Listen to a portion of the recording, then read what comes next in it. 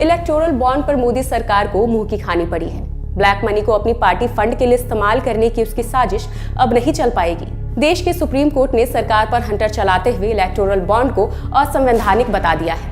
इस फैसले से मोदी सरकार और बीजेपी को तगड़ा झटका लगा है, क्योंकि इलेक्टोरल बॉन्ड के जरिए ही वो हजारों करोड़ रुपए का चंदा लेती थी, जिस पर अब रोक लग गई है। कई सालों से बीजेपी और मोदी सरकार इन बॉन्ड्स के जरिए लोगों के ब्लैक मनी को व्हाइट करने का काम कर रही थी। अब ऐसा नहीं हो पाएगा। आप ये जानकर चौंक जाएंगे कि केवल 2022 से 23 में बीजेपी को 720 करोड़ का चंदा मिला। ये आंकड़ा तब का है जब इलेक्टोरल बॉन्ड से मिले चंदे को तो इसमें शामिल ही नहीं किया गया है। इससे साबित होता है कि मोदी सरकार ने इलेक्टोरल बॉन्ड के नाम पर अरबों रुपए की ब्लैक मनी व्हाइट की है। राहुल गांधी जी ने सालों पहले इलेक्टोरल बॉन्ड के नुकसान के बारे में देश को बताया था। उन्होंने कहा था कि इस व्यवस्था से देश में रिश्वतखोरी और कमीशनखोरी बढ़ जाएगी।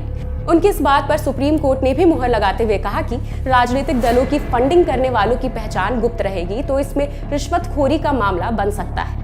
इसलिए पिछले दरवाजे से रिश्वत को कानूनी जामा पहनाने की अनुमति नहीं दी जा सकती। सुप्रीम कोर्ट ने यह भी कहा कि इलेक्टोरल बॉन्ड के बदले में सत्ताधारी पार्टी चंदा देने वाले को अनुचित लाभ दे सकती है, इसलिए ये बंद होना चाहिए। सुप्रीम कोर्ट ने 2019 से चुनाव आयोग को बॉन्ड की सारी जानकारी अपनी वेबसाइट पर जारी करने का आदेश भी दिया, ताकि जनता को पता रहे कि किसने किसे चंदा दिया है। यही जानकारी बीजेपी जनता से छुपाना चाहती थी, ताकि उसके काले कारनामे जनता के सामने न आए। सुप्रीम कोर्ट के इस फैसले से चुनावी लोकतंत्र मजबूत होगा, साथ ही मोदी सरकार की तानाशाही पर भी लगाम लगेगी।